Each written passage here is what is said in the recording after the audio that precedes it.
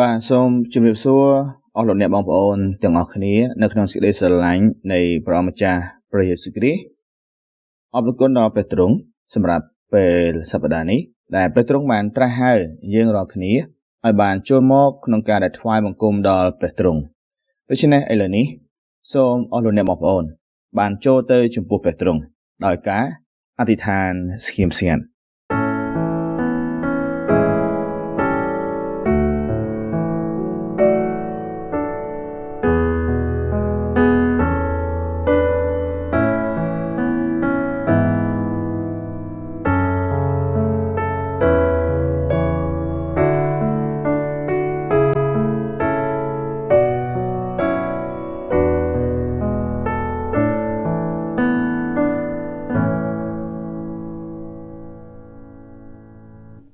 ម្នាបណ្ដាជននៅផែនដីអើយ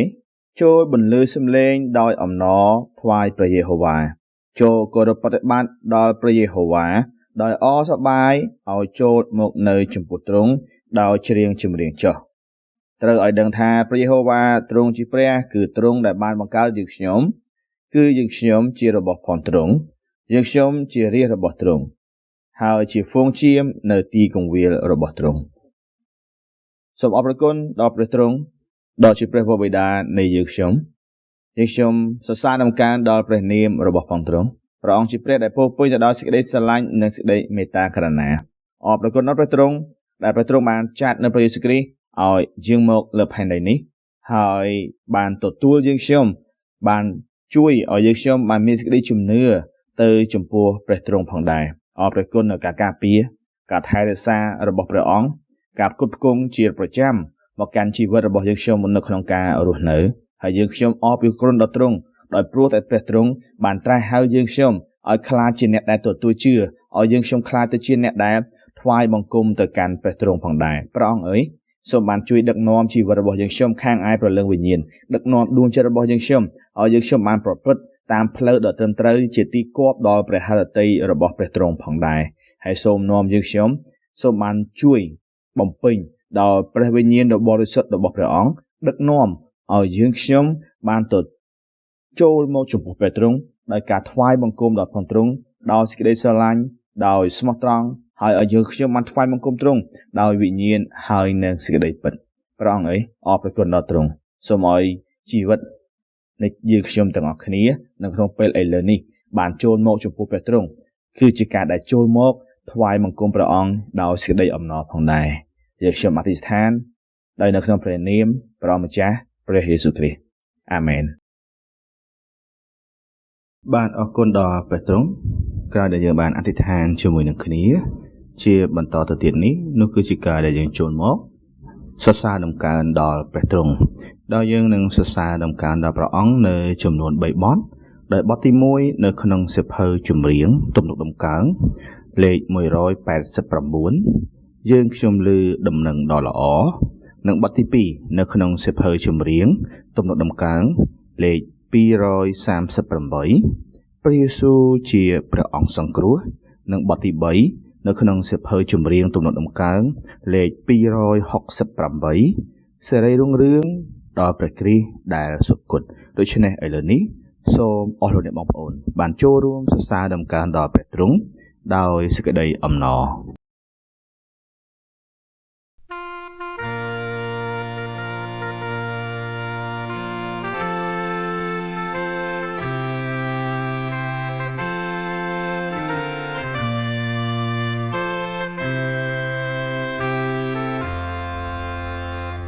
ខ្ញុំមើលដំណឹងដ៏ល្អព្រះយេស៊ូវទ្រង់សង្គ្រោះថ្វាយដំណឹងដោយអំណរព្រះយេស៊ូវទ្រង់សង្គ្រោះនាំទៅប្រំដល់ក្រុមទាំងស្រុងត្រូវចាប់ឡើងកាលអ្នកនៅរស់ទៅនិព្វានព្រះអង្គបង្គំព្រះយេស៊ូវទ្រង់សង្គ្រោះចូលក្រាបថ្វាយលេនៅក្នុងព្រះយេស៊ូវទ្រង់សង្គ្រោះក្រាបទាំងវាចាគុំព្រះយេស៊ូវទ្រង់សង្គ្រោះ ខន់សរសើរព្រះអង្គដែលទ្រង់ប្រោឲ្យរួចពីទុក្ខចូលឲ្យអ្នកទាំងអស់ជ្រាបផងព្រះយេស៊ូវទ្រង់សង្គ្រោះត្រូវបន្លឺសំឡេងជ្រៀងថាព្រះយេស៊ូវទ្រង់សង្គ្រោះទ្រង់ស្រឡាញ់ហើយប្រោសមេត្តាព្រះយេស៊ូវទ្រង់សង្គ្រោះបើកាលណាអ្នកកើតព្រួយចិត្តនោះមានតែជ្រៀងមន្តពីរួមហើយរំលឹកគុណទ្រង់អាណិតព្រះយេស៊ូវទ្រង់សង្គ្រោះគួរបញ្ចេញទៅតាមអាកាសព្រះយេស៊ូវទ្រង់សង្គ្រោះឲ្យទូសាំងបានដឹងជាច្បាស់ព្រះយេស៊ូវទ្រង់សង្គ្រោះឲ្យក្រុមនោះបានរីករាយឡើងអរគុណអ្នកដែលទ្រង់បានលួងចូលបន្លឺសរសើរដំកើងព្រះយេស៊ូវទ្រង់សង្គ្រោះ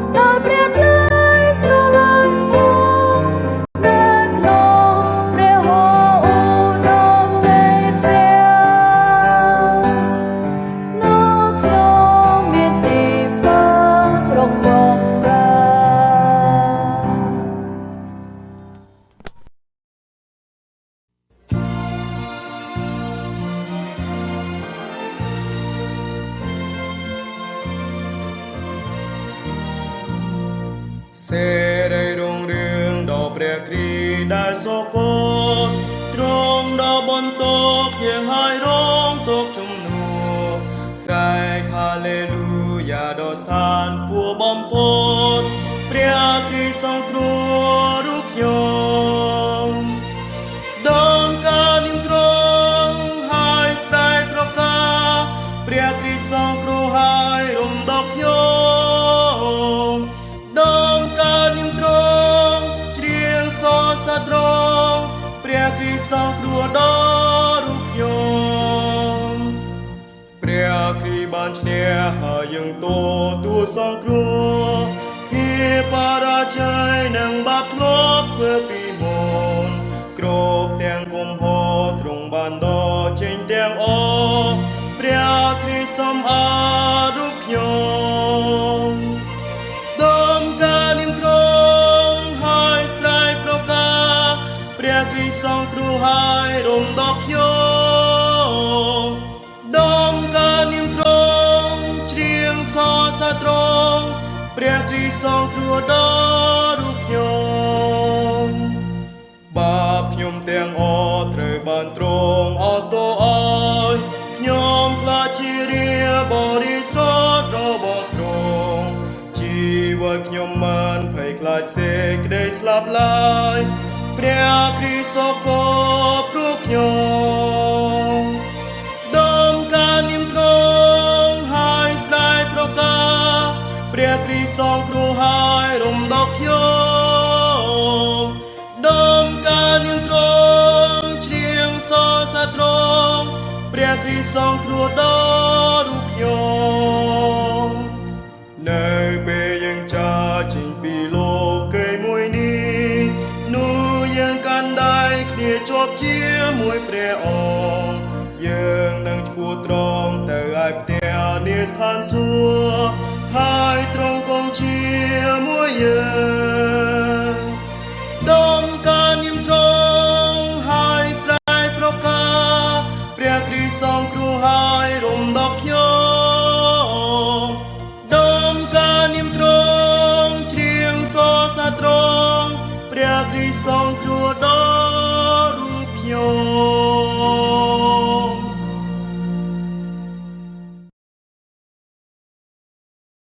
ជាបន្តទៀតជាពេលវេលាដែលយើងត្រូវអធិដ្ឋាន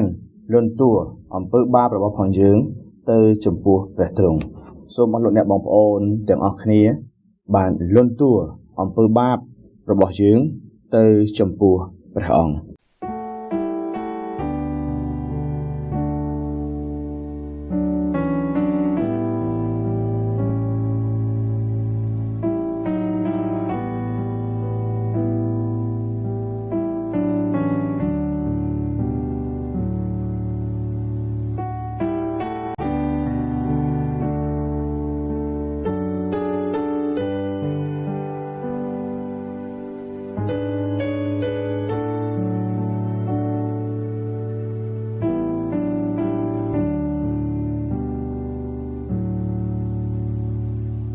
មើលព្រះហស្ថនៃព្រះយេហូវ៉ាមិនមែនរួញខ្លីដែលនឹងជួយសង្គ្រោះមិនបាននោះទេព្រះការទ្រង់ក៏មិនបានទៅជាធ្ងន់ដែលនឹងស្ដាប់មិនលឺនោះដែរព្រះយេហូវ៉ាទ្រង់នឹងនាំផ្លូវឯងជានិច្ចហើយនឹងចំអែតប្រលឹងឯងនៅទីហួតហែងទ្រង់នឹងធ្វើឲ្យឆ្អឹងឯងបានមាំមួនឯងនឹងបានដូចជាសួនច្បារដែលគេស្រោចទឹកហើយដូចជាក្បាលទឹកដែលមិនខានហូរឡើយអរព្រះបិតាដែលពោពេញទៅដោយព្រះគុណនៃសេចក្តីស្រឡាញ់ព្រះអង្គអើយទូលបង្គំអរព្រះគុណដល់ព្រះទ្រង់ដែលព្រះអង្គបានស្រឡាញ់មកកាន់ទូលបង្គំព្រះអង្គបានចាត់ព្រះយេស៊ូវគ្រីស្ទជាព្រះរាជបុត្រាតែមួយរបស់ផងទ្រង់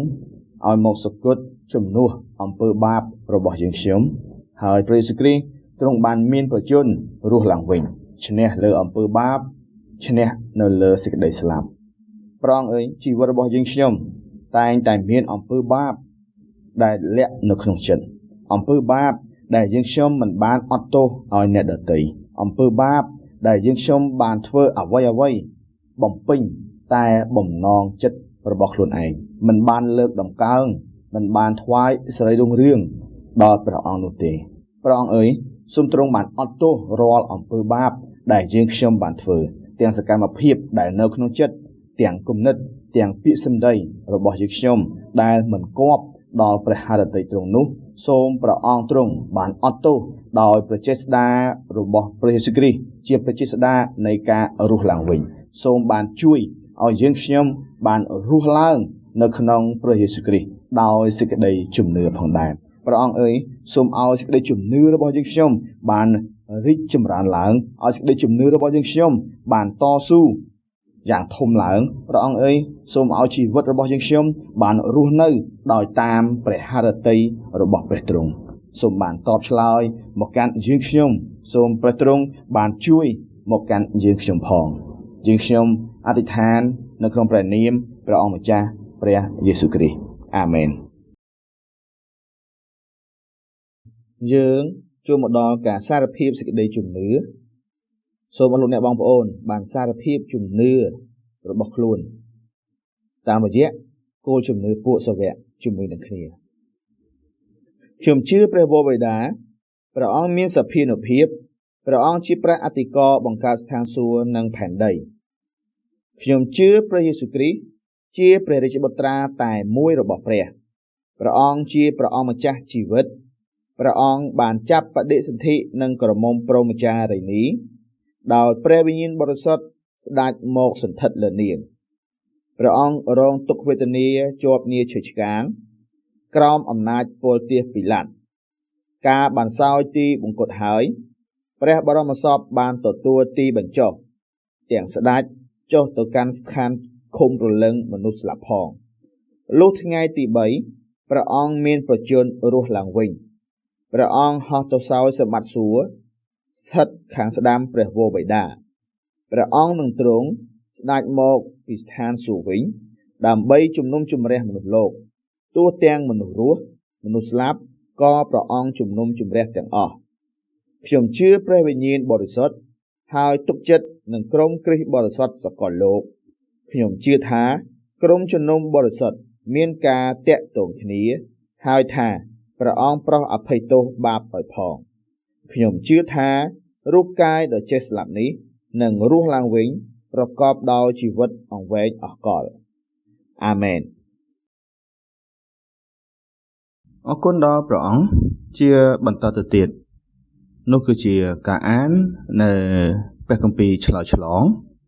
ដោយព្រះគម្ពីរឆ្លើយឆ្លងសប្តាហ៍នេះនៅក្នុងព្រះគម្ពីរអេសាយជំពូក55ខ1ដល់ខ3ខ6ដល់ខ7ខ្ញុំអាននៅអក្សរពណ៌ខៀវអស់លោកអ្នកបងប្អូនអានអក្សរពណ៌ក្រហមហើយអស់អ្នកណាដែលស្រីអើយចូលមកឯទីទឹកចុះឯអ្នកដែលគ្មានប្រាក់អើយចូលមកទិញហើយបរិភោគទៅ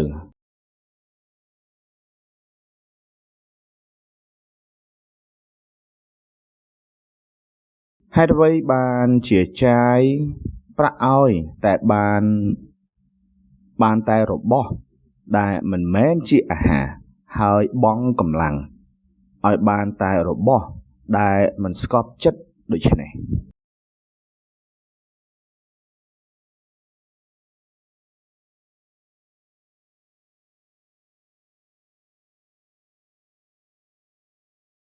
ចូលអោនត្រចៀកហើយមកឯអញចូលស្ដាប់ចុះហើយអញនឹងតាំងសេចក្តីសញ្ញានឹងឯងរាល់គ្នាជាសញ្ញាដ៏នៅអស់កលជានិច្ច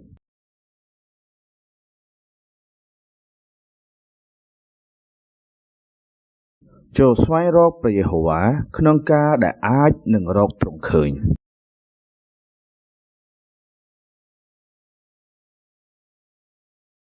ត្រូវឲ្យមនុស្សអាក្រក់បោះបង់ចោលផ្លូវរបស់ខ្លួនហើយឲ្យមនុស្សទុច្ចរិតចោលគំនិតអាក្រក់របស់ខ្លួនដែរ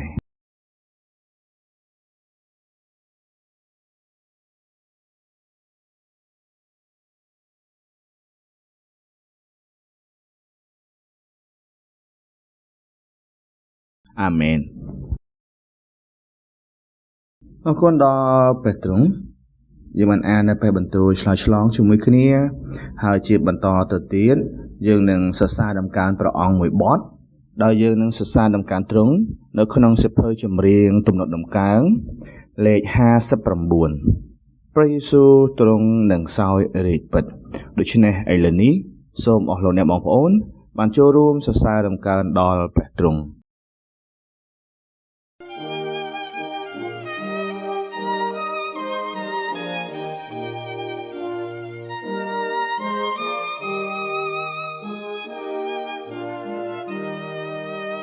ព្រះ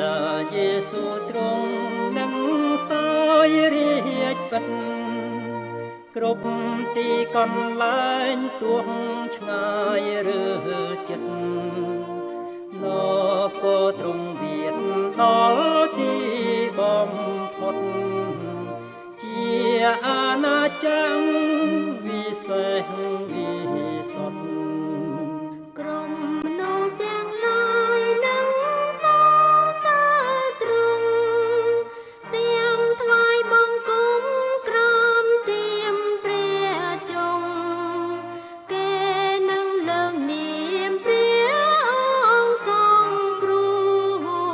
ដោយច្រៀងសរសើរព្រះនាមពីរោក្រុមអស់ទាំងមនុស្សគ្រប់ជាតិគ្រប់សាសនឹងសរសើរព្រះដ៏ស្រឡាញ់ណាស់ពួកកូនក្មេងនឹងបន់លើសំលេងទាំងថ្លែងព្រះនាមដោយលោតកាញ់ឆេងទីណាដែលព្រះអង្គសោយរាជ្យឡើងនោះបានប្រគំដោយពោលថ្កុំថ្កើងនោះវឹងវើយបានសម្រាប់សម្បាយអិនមានអ្នកណាទុំព្រួយសងស្ដាយចូលឲ្យអង្គមនុស្សគោរពប្រតិបត្តិថ្វាយដល់ព្រះអង្គដ៏ជាមហាក្សត្រចូលលើកទ្រង់ឡើងជាខ្ពស់បំផុតហើយច្រៀងសរសើរព្រះដ៏បរិសុទ្ធ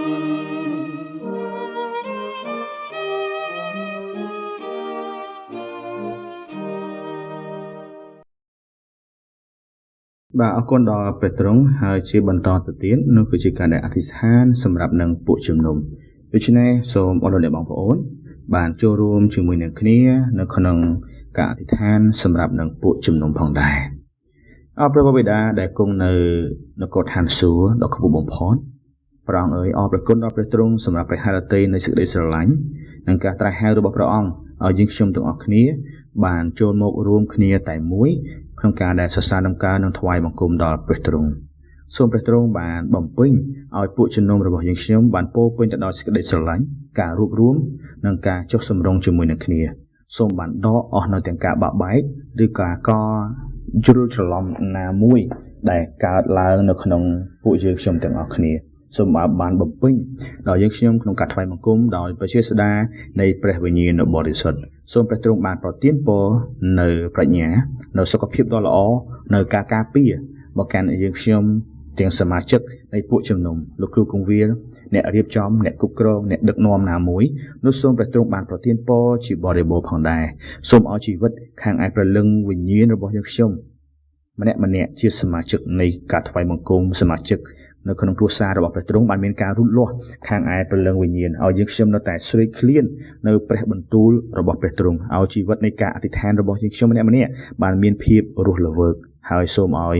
ភាពរីកចម្រើនខាងឯវិញ្ញាណរបស់យើងខ្ញុំកាន់តែរីកចម្រើនឡើងសូមព្រះទ្រង់បានប្រទានពរនៅចិត្តដ៏ក្លាហានជារៀងរាល់ថ្ងៃមកកាន់យើងខ្ញុំក្នុងការដែលនាំនៅពន្លឺនាំនៅសេចក្តីស្រឡាញ់របស់ព្រះទ្រង់ចូលទៅក្នុងសហគមន៍ដែលយើងខ្ញុំកំពុងតែរស់នៅសូមព្រះម្ចាស់បានប្រទានពរនឹងការព្យាបាលផ្ដល់នៅសេចក្តីសង្ឃឹមមកកាន់ពួកជំនុំតាមតំបន់នីមួយៗផងដែរព្រះម្ចាស់អើយក៏ដូចជាពួកជំនុំទូទាំងសកលលោកទូទាំងពិភពលោកដែលប្រជុំគ្នាថ្វាយបង្គំព្រះអង្គ នៅគ្រប់ទិសទីគ្រប់ជាតិសាសន៍គ្រប់ទាំងភាសានោះសូមព្រះអង្គម្ចាស់បានប្រទាននូវព្រះពរឲ្យមានការរួបរวมគ្នាឲ្យពួកជំនុំទាំងអស់បានរួបរวมនៅក្នុងព្រះនាមរបស់ព្រះយេស៊ូវគ្រីស្ទតែមួយហើយឲ្យឈរនៅលើព្រះបន្ទូលជាសេចក្តីពិតរបស់ព្រះទ្រង់ព្រះម្ចាស់អើយសូមឲ្យបងប្អូនរួមជំនឿនៅលើពិភពលោកទាំងអស់ទោះបីជាកំពុងតែជួបប្រទះនៅការបៀតបៀនការគៀបសង្កត់ដោយសារតែសេចក្តីជំនឿដែលពួកគាត់កំពុងតែមានទៅចំពោះព្រះអង្គនោះសូមព្រះទ្រង់ប្រទាននៅកម្លាំងចិត្តភាពអត់ធ្មត់និងសេចក្តីសុខសាន្តខាងឯវិញ្ញាណខាងឯផ្លូវចិត្តទៅកាន់ពួកគាត់ឲ្យពួកគាត់បានទទួលនៅព្រះពរដែលមកអំពីព្រះអង្គក៏ដូចជាព្រះទ្រង់បានសូមព្រះទ្រង់បានបើកទ្វារបេសកកម្មចាត់បញ្ជូនអ្នកផ្សាយដំណឹងល្អរបស់ផងទ្រង់ទៅគ្រប់ទាំងតំបន់កន្លែងណាដែលមិនទាន់បានឮអំពីព្រះនាមរបស់ផងទ្រង់នោះសូមឲ្យដំណឹងល្អបានផ្សព្វផ្សាយទៅដល់ចុងបំផុតដល់ជាតិសាសន៍ទាំងអស់បានទទួលស្គាល់បានឃើញអំពីសេចក្តីសង្គ្រោះរបស់ព្រះទ្រង់អរព្រះគុណទ្រង់និងសរសើរដំណើរដល់ព្រះអង្គទោះបីជាពិភពលោកនេះកំពុងតែមានការផ្លាស់ប្ដូរជាច្រើនប៉ុន្តែព្រះអង្គអើយសូមឲ្យសេចក្តីជំនឿរបស់ពួកជំនុំកាន់តែរឹងមាំឡើងខ្លាយទៅជាពន្លឺបំភ្លឺដល់លោកីទាំងមូលឲ្យស្គាល់អំពីពន្លឺនៃព្រះយេស៊ូវគ្រីស្ទផងដែរអរព្រះគុណដល់ព្រះទ្រង់អធិដ្ឋានក្នុងព្រះនាមព្រះយេស៊ូវគ្រីស្ទអាមែន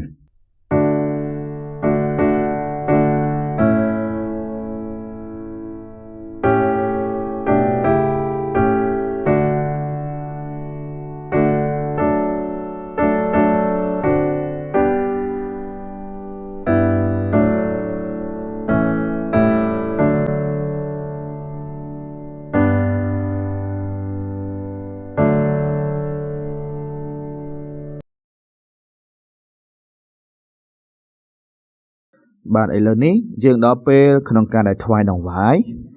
ដូច្នេះហើយសូមអស់លោកអ្នកបងប្អូនបានរៀបចំដង្វាយដើម្បីនឹងថ្វាយទៅចំពោះព្រះអង្គជាមួយនឹងគ្នា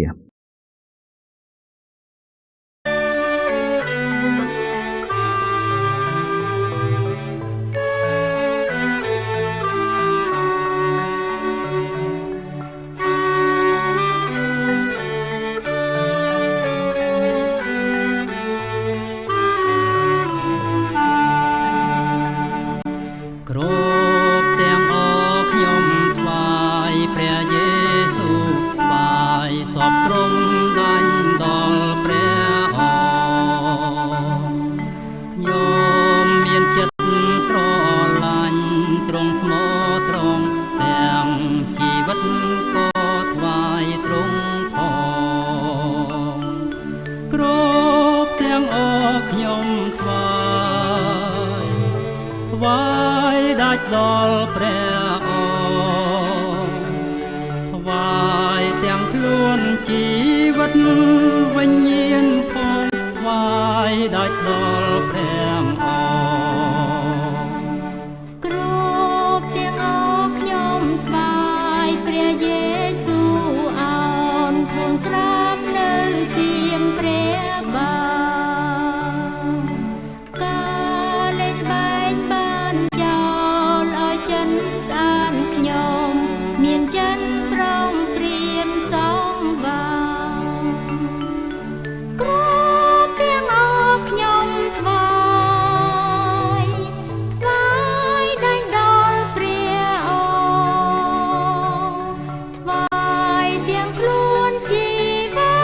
វិញ្ញាណផងថ្វាយដាច់ដល់ព្រះអង្គអរព្រគុណដល់ព្រះអង្គជាបន្តនោះសូមអធិដ្ឋានសម្រាប់នឹងការថ្វាយប្រាក់ដង្វាយជាមួយនឹងយើងខ្ញុំអរព្រះបិតាដែលគង់នៅនគរឋានសួគ៌ព្រះអង្គដែលប្រកបដោយសេរីរុងរឿងព្រះអង្គជាប្រភពនៃគ្រប់ទាំងសេចក្តីល្អនិងព្រះពរព្រះអង្គព្រះអង្គបានប្រទានពរដល់ជីវិតរបស់យើងខ្ញុំម្នាក់ៗដោយព្រះពររបស់ព្រះអង្គសូមឲ្យយើងខ្ញុំនៅតែអរព្រះគុណទៅចំពោះព្រះអង្គទាំងសុខភាពទាំងកម្លាំងទាំងការផ្គត់ផ្គង់គ្រប់បែបយ៉ាងដែលព្រះអង្គម្ចាស់បានប្រទានពរមកកាន់យើងខ្ញុំម្នាក់ៗតាមរយៈព្រះពររបស់ផងទ្រង់នៅពេលឥឡូវនេះយើងខ្ញុំបានចូលមកដោយមានសេចក្តីអំណរដោយមានសេចក្តីសប្បាយរីករាយក្នុងការដែលនាំយកដង្វាយទាំង1/10ទាំងស្ម័គ្រអំពីចិត្តទាំងដង្វាយនៃសេចក្តីស្រឡាញ់នោះថ្វាយទៅចំពោះព្រះអង្គដោយការអរគុណ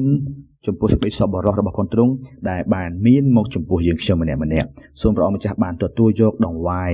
ដែលយើងខ្ញុំបានថ្វាយដោយស្មោះត្រង់នេះសូមព្រះទ្រង់បានប្រទានឲ្យជីវិតរបស់យើងខ្ញុំបានរីកចម្រើនទៅតាមរយៈ ការដែលយើងខ្ញុំបានថ្វាយសូមឲ្យព្រះទ្រង់បានមានព្រះពរជាបរិបូរណ៍ហើយព្រះអង្គគ្រប់គង់មកចំពោះយើងខ្ញុំនៃពួកជំនុំទាំងអស់តាមព្រះハរតីរបស់ព្រះអង្គសូមព្រះទ្រង់បានប្រទាននូវប្រាជ្ញាទៅដល់អ្នកដែលដឹកនាំពួកជំនុំក្នុងការដែលប្រើប្រាស់នៅថវិកានេះឲ្យបានយ៉ាងត្រឹមត្រូវដើម្បីនឹងពង្រីកនៅនគររបស់ព្រះអង្គក្នុងការផ្សាយដំណឹងល្អក្នុងការថែរក្សាហ្វូងឈាមព្រមទាំងជួយសង្គ្រោះដល់អ្នកដទៃនោះផងដែរចំពោះបងប្អូនរបស់យើងខ្ញុំដែលមិនទាន់បានថ្វាយមិនទាន់មានលទ្ធភាពព្រះអង្គអើយសូមប្រទានពរព្រះអង្គម្ចាស់អើយសូមបើកនៅទ្វារឋានសួគ៌ហើយបង្ហូរនៅព្រះគុណរបស់ព្រះទ្រង់ទៅកាន់ពួកគាត់ឲ្យពួកគាត់មានលទ្ធភាពហើយអាចចូលរួមក្នុងការដែលថ្វាយទៅចំពោះព្រះអង្គនៅពេលក្រោយៗទៀតព្រះទ្រង់អើយសូមឲ្យដង្វាយទាំងអស់នេះខ្លាចទៅជាទីគប់ព្រះハរតីរបស់ព្រះអង្គខ្លាចទៅជាឧបករណ៍សម្រាប់នឹងនាំនៅព្រះបន្ទូលនាំនៅពន្លឺរបស់ព្រះអង្គទៅកាន់លោកីផងដែរអរព្រះគុណដល់ព្រះទ្រង់និងសរសើរដំណើរដល់ព្រះអង្គយើងខ្ញុំអធិដ្ឋានថ្វាយបដិវាយនេះនៅក្នុងព្រះនាមព្រះម្ចាស់ព្រះយេស៊ូវគ្រីស្ទអាមែនអរគុណដល់ព្រះទ្រង់ជាពេលវេលាបន្តនោះគឺជាការដែលចូលមកអាននៅព្រះបន្ទូលអាននៅព្រះគម្ពីរដែលត្រូវសិក្សានៅក្នុងសប្តាហ៍នេះនោះគឺនៅក្នុងព្រះគម្ពីរកិច្ចការជំពូក3ខ1ដល់ខ10និងជំពូកទី4ខ32ដល់37ព្រះគម្ពីរកិច្ចការជំពូក3ខ1ដល់ខ10និងជំពូក4ខ32ដល់ខ37នៅពេលអធិដ្ឋានជាពេលម៉ោង3រសៀលនោះពេត្រុសនិងយូហានឡើងទៅក្នុងព្រះវិហារជាមួយគ្នារីឯនៅត្រង់មាត់ទ្វារព្រះវិហារដែលហៅថាទ្វារលំអនោះមានមនុស្សម្នាក់ដែលខ្វាក់ពីកំណើត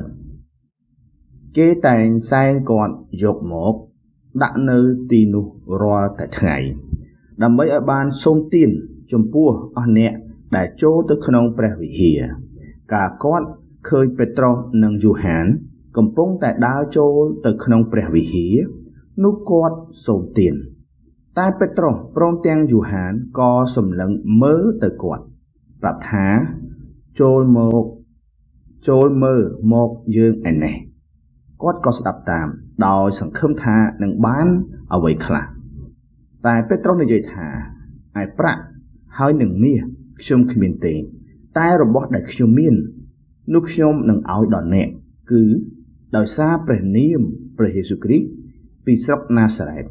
ចូលអ្នកក្រោកឡើងដើរទៅចុះរួចក៏ចាប់ដៃស្ដាំគាត់ឡើងស្រាប់តែប្រអប់ជើងនិងភ្នែកគោរបស់គាត់មានកម្លាំងឡើងភ្លាមគាត់ក៏ស្ទុះឈរឡើងដើរទៅមកហើយចូលទៅក្នុងព្រះវិហារជាមួយអ្នកទាំងពីរនោះទាំងដើរទាំងលោតទាំងសរសើរដល់ព្រះផងបណ្ដាជនទាំងអស់គ្នាក៏ឃើញគាត់ដើរទាំងសរសើរព្រះដូច្នេះហើយគេស្គាល់គាត់ថាជាអ្នកដែលតែងតែអង្គុយសូមទានគេនៅត្រង់ទ្វារលំអរបស់ព្រះវិហារនោះគេក៏មានពេញជាសេចក្តីអស្ចារ្យហើយមមាំងពីការដែលកើតមកនោះឯមនុស្សទាំងហ្វូងដែលបានជឿគេក៏មានចិត្តមានគំនិតតែមួយគ្មានអ្នកណាប្រកាន់ថាអ្វីដែលខ្លួនមានជារបស់ផងខ្លួននោះទេគឺគ្រប់របស់ទាំងប៉ុន្មានជារបស់សម្រាប់ប្រើជាមួយគ្នាទាំងអស់ពួកសាវកក៏ធ្វើបន្ទាល់ដោយប្រជាស្ដាដ៏ធំពីដំណើរដែលព្រះអង្គម្ចាស់យេស៊ូវមានប្រជញ្ញរស់ឡើងវិញហើយមានព្រះគុណជាធំសន្ធិដ្ឋលើគេទាំងអស់គ្នាដែរនៅក្នុងពួកគេគ្មានអ្នកណាខ្វះខាតអ្វីសោះត្បិតអស់អ្នកណាដែលមានដីមានផ្ទះនោះក៏លក់យកប្រាក់ដែលជាថ្លៃរបស់ទាំងនោះមកដាក់នៅទៀបជើងពួកសាវកហើយគេក៏ចែកគ្នាដល់គ្រប់គ្នាតាមត្រូវការរីឯយូសេដែលពួកសាវកហៅថាបាណាបាប្រែថាជាអ្នកជំនួយជាពួកលេវីដែលកើតនៅកោះគីប្រុសគាត់មានដីដែរហើយក៏លក់យកប្រាក់មកដាក់នៅទៀបជើងពួកសាវកអាមែន អរគុណដល់ព្រះទ្រង់ពេលវេលាដែលល្អពេលវេលាដែលពិសេសនោះគឺជាការដែលយើងទទួលនៅព្រះបន្ទូលដែលត្រូវប្រកាសនៅក្នុងពេលនេះនោះមានអត្ថបទថាពួកជំនុំនិងនគរព្រះកាលណាយើងជឿព្រះយេស៊ូវនោះយើងនឹងក្លាយជាកូនរបស់ព្រះហើយនឹងក្លាយជាប្រជារាស្ត្រនៃនគរឋានសួគ៌ដូច្នេះហើយគឺបរិស័ទរស់នៅដោយមានសញ្ជាតិពីរមួយគឺសញ្ជាតិកម្ពុជាមួយទៀតគឺសញ្ជាតិឋានសួគ៌ព្រះទ្រង់បានបង្កើតសហគមន៍ពិសេសមួយដើម្បីឲ្យកូនរបស់ទ្រង់អាចមានបទពិសោធន៍ពីនគរឋានសួគ៌ក្នុងកំឡុងពេលរស់នៅលើពិភពលោកនេះសហគមន៍នោះគឺពួកជំនុំមានពួកជំនុំមួយនៅក្នុងព្រះគម្ពីរកិច្ចការដែលបង្ហាញពីទិដ្ឋភាពនៃនគរឋានសួគ៌យ៉ាងច្បាស់លាស់នោះគឺពួកជំនុំក្រុងយេរូសាឡឹមខ្ញុំសង្ឃឹមថាតាមរយៈព្រះបន្ទូលក្នុងព្រះគម្ពីរកិច្ចការដែលយើងបានអាននៅថ្ងៃនេះយើងនឹងបានរៀនពីរបៀបរស់នៅឲ្យសមជាប្រជារាស្ត្រនៃនគរឋានសួគ៌និងរបៀបដែលពួកជំនុំរបស់យើងអាចបង្ហាញឲ្យឃើញទិដ្ឋភាពនៃនគរឋានសួគ៌បានតាមរយៈនេះខ្ញុំសង្ឃឹមថាយើងនឹងរស់នៅលើលោកីយ៍នេះរាល់ថ្ងៃដោយមានបទពិសោធន៍ពីជីវិតពេញបរិបូរណ៍របស់ប្រជារាស្ត្រនៃនគរឋានសួគ៌ចំណុចទី1ការអួតពីព្រះយេស៊ូវគ្រីស្ទថ្ងៃមួយសាវកពេត្រុសនិងសាវកយូហានបានឡើងទៅឯពួកជំនុំដើម្បីអធិដ្ឋានប៉ុន្តែគាត់បានជួបនឹងបុរសម្នាក់នៅឯព្រះវិហារបុរសនោះគឺជាមនុស្សខ្វិនគាត់បានរស់នៅដោយអង្គុយសុំទាននៅទីនោះអស់រយៈពេលជាយូរមកហើយនៅក្នុងខ2បានចែងថាគាត់មិនអាចដើរបានតាំងពីកំណើតមកគាត់ជាមនុស្សម្នាក់ដែលមិនធ្លាប់បានឈរឬដើរដោយជើងខ្លួនឯងម្ដងសោះពេញមួយជីវិតដូច្នេះកិច្ចការដែលគាត់អាចធ្វើបានគឺមានតែអង្គុយសុំទាននៅមាត់ទ្វារព្រះវិហារប៉ុណ្ណោះនៅថ្ងៃនោះផងដែរគាត់កំពុងអង្គុយនៅមាត់ទ្វារព្រះវិហាររងចាំមើលមនុស្សដែលនឹងឲ្យលុយដល់គាត់នៅពេលនោះពេត្រុសនិងយូហានបានដើរកាត់មុខគាត់បុរសខ្វិននោះក៏បានសូមឲ្យពេត្រុសនិងយូហានជួយគាត់ពេលឃើញសភាពបែបនោះពេត្រុសនិងយូហានកើតមានចិត្តអាណិតអាសូរចំពោះបុរសខ្វិននោះហើយបានយកចិត្តទុកដាក់និងសម្លឹងមើលទៅអ្នកខ្វិននោះបុរសខ្វិននោះក៏រំពឹងថាពេត្រុសនិងយូហាននឹងជួយគាត់ដោយឲ្យលុយច្រើនដល់គាត់ប៉ុន្តែពេត្រុសយូហានបានបញ្ចេញប្រតិកម្មតបដែលខុសពីនោះទាំងស្រុងសាវកពេត្រុសបានមានប្រសាសន៍ថាឯប្រាក់ហើយនឹងមាសខ្ញុំគ្មានទេតែរបស់ដែលខ្ញុំមាននោះខ្ញុំនឹងឲ្យដល់អ្នកគឺដោយសារព្រះនាមព្រះយេស៊ូវគ្រីស្ទពីស្រុកណាសារ៉េតចូលអ្នកក្រោកដើរទៅចុះរួចគាត់ក៏ចាប់ដៃបុរសខ្វិននោះលើកឡើងនៅពេលនោះការដ៏អស្ចារ្យមួយបានកើតឡើងមនុស្សខ្វិនដែលមិនធ្លាប់ក្រោកឈរសោះពេញមួយជីវិតបានក្រោកឈរហើយចាប់ផ្ដើមដើររួចគាត់ក៏លោតកញ្ឆេងចូលទៅក្នុងព្រះវិហារទាំងសរសើរដំកើងដល់ព្រះហេតុការណ៍អស្ចារ្យនេះជាហេតុការណ៍សំខាន់ណាស់ព្រោះនេះជាការអស្ចារ្យទី1ដែលបានបង្ហាញឲ្យឃើញបន្ទាប់ពីព្រះវិញ្ញាណបរិសុទ្ធបានយាងមកក្នុងលោកីយ៍នេះមនុស្សខ្វិននេះបង្ហាញពីបញ្ហារបស់មនុស្សទាំងអស់គាត់ខ្វិនតាំងពីកំណើតឯមនុស្សលោកវិញក៏ជាមនុស្សមានបាបតាំងពីកំណើតមកដែរចុះតើកម្លាំងដែលធ្វើឲ្យបុរសខ្វិននេះក្រោកឈរឡើងនោះតើមកពីណាគឺនៅពេលដែលពេត្រុសប្រកាសព្រះនាមព្រះយេស៊ូវបុរសខ្វិននោះក៏បានក្រោកឈរឡើងលើពីនេះទៅទៀតពេញមួយជីវិតគាត់បាន ត្រឹមតែអង្គុយសុំទាននៅមុខព្រះវិហារមិនដែលបានចូលទៅក្នុងព្រះវិហារម្ដងសោះឡើយប៉ុន្តែដោយសារព្រះយេស៊ូវជើងរបស់គាត់បានជាសះស្បើយហើយគាត់បានក្លាយជាកូនរបស់ព្រះដែលបានចូលទៅក្នុងព្រះវិហារនិងសរសើរដំកើងព្រះផងដែរនោះគឺជាការប្រោះឲ្យជាខាងព្រលឹងវិញ្ញាណក៏បានកើតឡើងផងដែរលោកអ្នកបងប្អូនតើលោកអ្នកបងប្អូនកំពុងរងទុក្ខដោយសារបញ្ហាផ្សេងៗក្នុងជីវិតមែនទេតើលោកអ្នកបងប្អូនកំពុងតែព្រួយបារម្ភព្រោះមិនទាន់ដឹងថាត្រូវដោះស្រាយបញ្ហាដោយរបៀបណាមែនទេមានកូនសោមួយដែលអាចដោះស្រាយបញ្ហាទាំងអស់នោះបាននោះគឺព្រះនាមព្រះយេស៊ូវអាចដោះស្រាយគ្រប់បញ្ហាដែលយើងជួបប្រទះបានដោយសារអំណាចនៃព្រះនាមព្រះយេស៊ូវថ្ងៃនេះដែរសូមលោកអ្នកបងប្អូនទទួលបានការប្រោះឲ្យជាទាំងខាងព្រលឹងវិញ្ញាណទាំងខាងរូបកាយដោយសារអំណាចនៃព្រះនាមព្រះយេស៊ូវដូចជាលោកពេត្រុសដែរហើយលោកអ្នកបងប្អូនបានរីករាយនឹងជីវិតពេញបរិបូរណ៍ដែលព្រះទ្រង់ប្រទានមកចំណុចទី2ការមិនរាយថយចំពោះទុក្ខលំបាកការលោកពេត្រុសនិងលោកយូហានបានប្រោះមនុស្សខ្វិនឲ្យបានជាក្នុងព្រះនាមព្រះយេស៊ូវនោះមានមនុស្សជាច្រើនបានសម្រេចចិត្តជឿព្រះយេស៊ូវ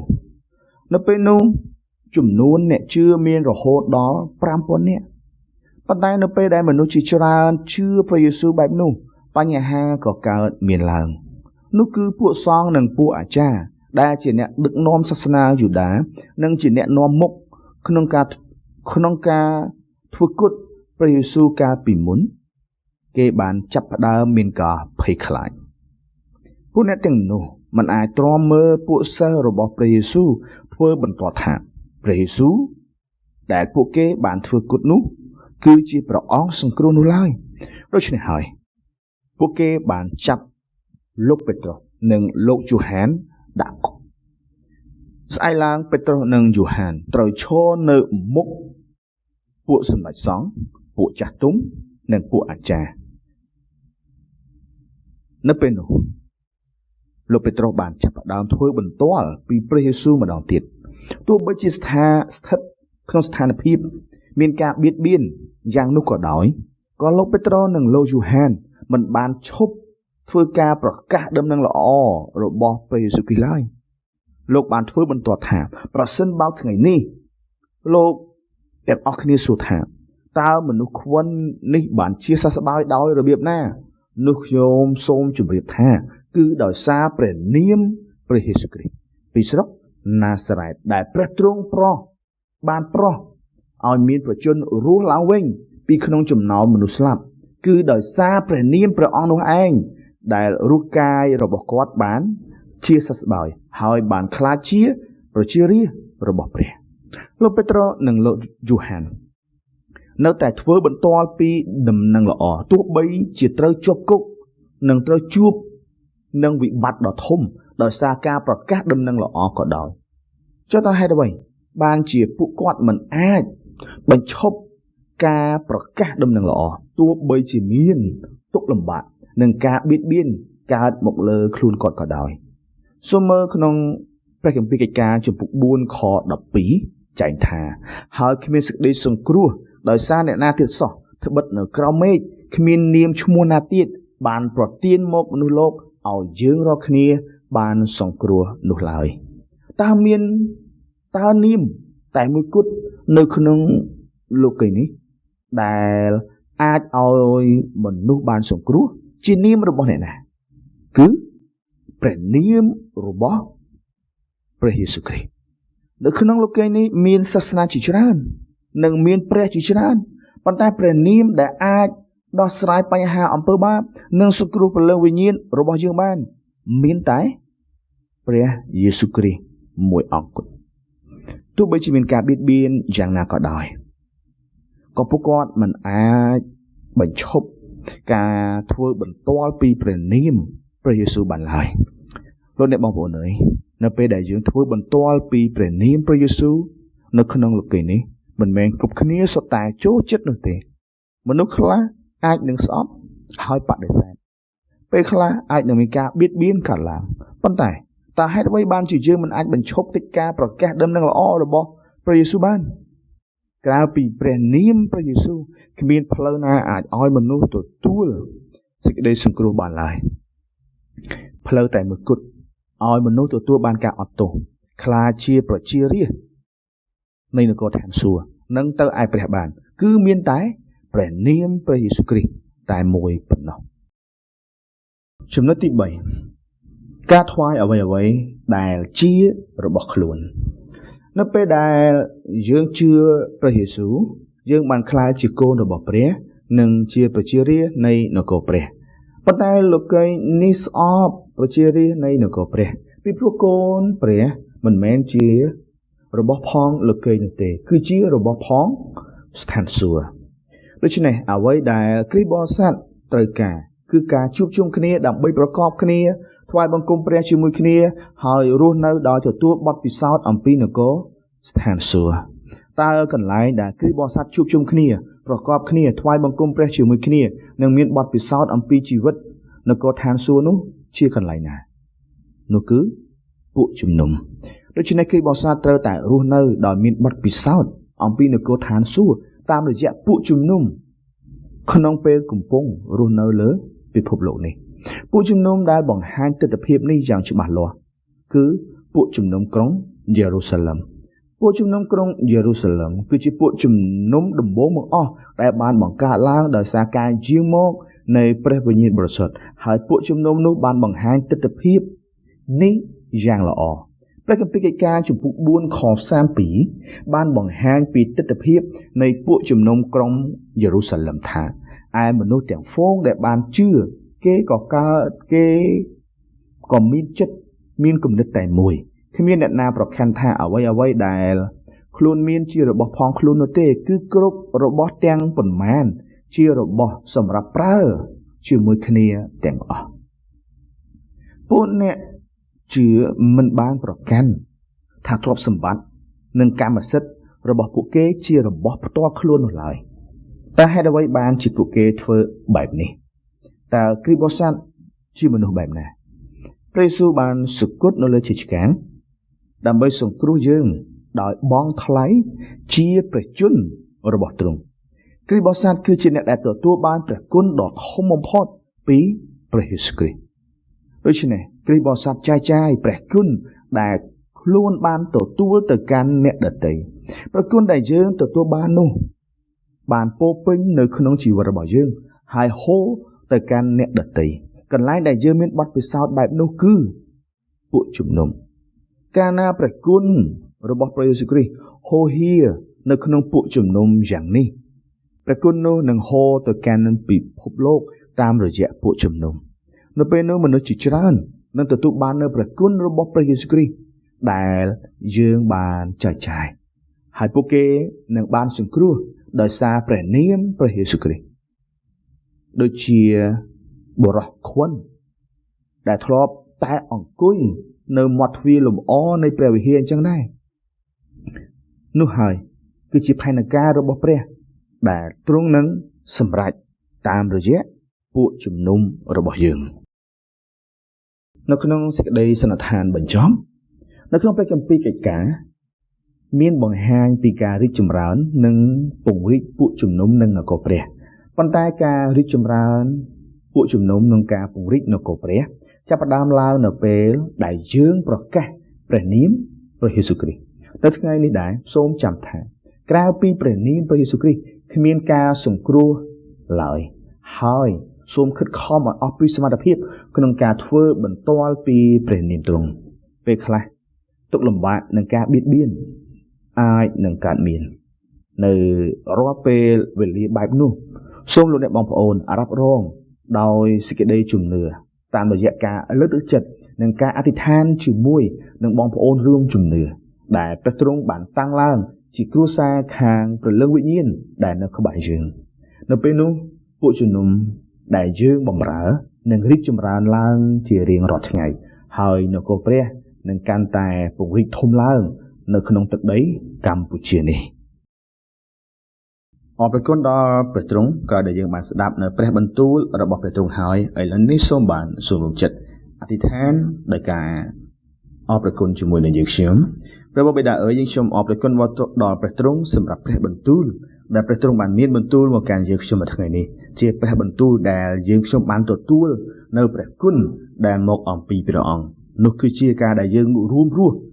នៅក្នុងពួកជំនុំនិងខ្លាចទៅជានគរខ្លាចទៅជាប្រជារាស្ត្រដែលរស់នៅក្នុងនគររបស់ផងទ្រង់ព្រះអង្គឲ្យយើងខ្ញុំបានមើលឃើញអំពីទស្សនវិជ្ជានៃក្រុមជំនុំដំបូងដែលមាននៅក្នុងព្រះគម្ពីរជាពួកជំនុំក្រុងយេរូសាឡឹមព្រះទ្រង់អើយសូមឲ្យយើងខ្ញុំខ្លាចទៅជាអ្នកដែលបង្ហាញអំពីព្រះនាមរបស់ព្រះអង្គអួតអំពីព្រះនាមរបស់ព្រះទ្រង់តែមួយគឺជាព្រះនាមព្រះយេស៊ូវគ្រីស្ទដែលមកពីស្រុកណាសារ៉េតព្រះម្ចាស់អើយសូមឲ្យជីវិតរបស់យើងខ្ញុំមិនរាថយទេចំពោះបញ្ហាដែលកើតមានឡើងឲ្យយើងខ្ញុំនៅតែតស៊ូឲ្យយើងខ្ញុំនៅតែប្រកាសនិងក្លាហានម្ដងហើយម្ដងទៀតដើម្បីប្រកាសអំពីព្រះនាមរបស់ព្រះទ្រង់ពីព្រោះព្រះនាមរបស់ផងទ្រង់ជាព្រះនាមនៃសេចក្តីសង្គ្រោះព្រះម្ចាស់អើយសូមឲ្យយើងខ្ញុំថ្វាយរបស់យើងខ្ញុំជីវិតរបស់យើងខ្ញុំអ្វីដែលយើងខ្ញុំមានទៅចំពោះព្រះទ្រង់សូមឲ្យយើងខ្ញុំបានរួមរស់ចូលចិត្តជាមួយនឹងព្រះយេស៊ូវគ្រីស្ទជាជាងផងដែរអរគុណទ្រង់និងសរសើរដំណការដល់ព្រះទ្រង់អធិដ្ឋាននៅក្នុងព្រះនាមព្រះយេស៊ូវគ្រីស្ទអាមែន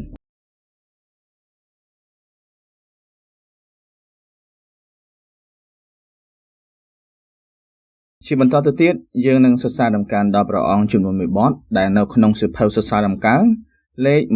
127រហូតតតែព្រះយាងត្រឡប់វិញដូច្នេះឥឡូវនេះសូមអរគុណបងប្អូនបានចូលរួមសរសើរដំណការដល់ព្រះអង្គជាមួយគ្នា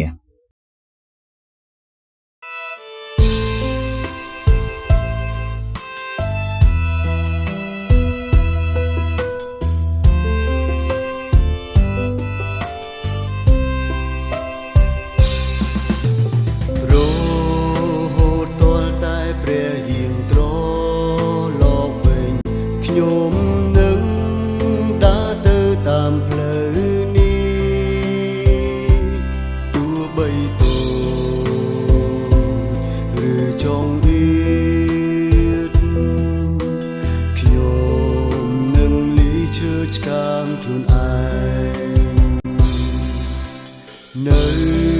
ទីបំផុតនៃផ្លូវរបស់ខ្ញុំ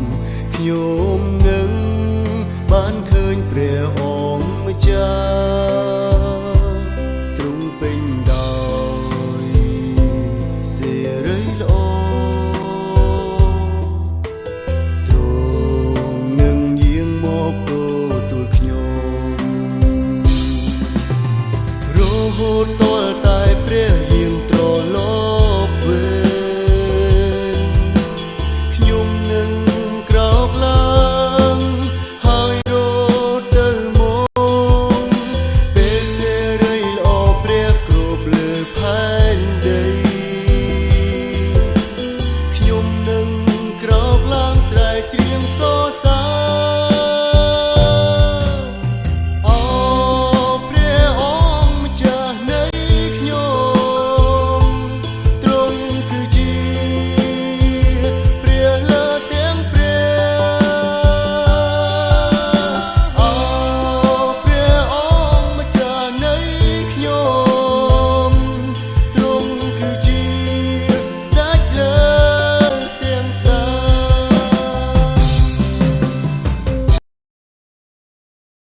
ឥឡូវនេះយើងដល់ពេលដែលបញ្ចប់ក្នុងការថ្វាយបង្គំហើយដូច្នេះសូមអរគុណដល់បងប្អូនសូមបានចូលរួមចិត្តអធិដ្ឋានសូមព្រះពរជាមួយនឹងខ្ញុំសូមឲ្យបងប្អូនទាំងអស់គ្នាបានប្រកបដោយព្រះគុណនៃព្រះយេស៊ូវគ្រីស្ទព្រមទាំងសេចក្តីស្រឡាញ់នៃព្រះវរបិតាដ៏នៅអកលជានិច្ចហើយនឹងការរួបរวมគ្នាជាមួយនឹងព្រះវិញ្ញាណបរិសុទ្ធបានគង់នៅជាមួយនឹងបងប្អូននិងពួកជំនុំទាំងអស់ចាប់តាំងពីឥឡូវនេះរហូតដល់អកលជានិច្ចអាមែន